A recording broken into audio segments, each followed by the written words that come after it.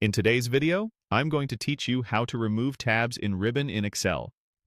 If your ribbon feels cluttered, trimming it down to the tabs you actually use can make Excel feel faster, cleaner, and a lot less overwhelming. The best part is that this change is quick to make and easy to undo. Start in Excel with any workbook open and head to the File menu in the top left corner. That opens the Backstage view, where application level settings live. From there, choose Options near the bottom of the left panel.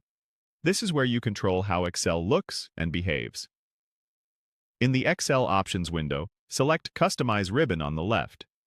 You'll see the ribbon layout on the right, usually labeled Main tabs. Each entry in that list corresponds to a tab you see across the top of Excel, like Home, Insert, Page Layout, and others. A checkmark means the tab is currently visible. To remove a tab from the ribbon, simply clear its checkbox in that list. Unchecking doesn't uninstall features or delete commands. It just hides that tab so your workspace is less crowded. If you're unsure which tab you're looking at, expand it to preview its groups and commands. That's helpful when names are similar or when add-ins have created their own custom tabs. Focus on tabs you rarely touch, so you keep everyday actions close at hand. When you're happy with your selections, select OK at the bottom of the window. Excel will immediately refresh, and the ribbon will reflect your choices. Take a quick look across the top to confirm the tab you unchecked is no longer there.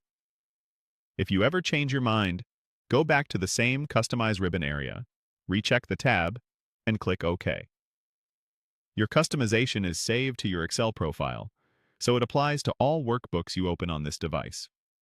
There's also a reset option in the Customize Ribbon window if you want to restore the default layout in one click. If a tab doesn't stay hidden, an add-in or your organization's policy might be enforcing it, so just be aware of that possibility. One quick clarification. Removing a tab is different from minimizing the ribbon.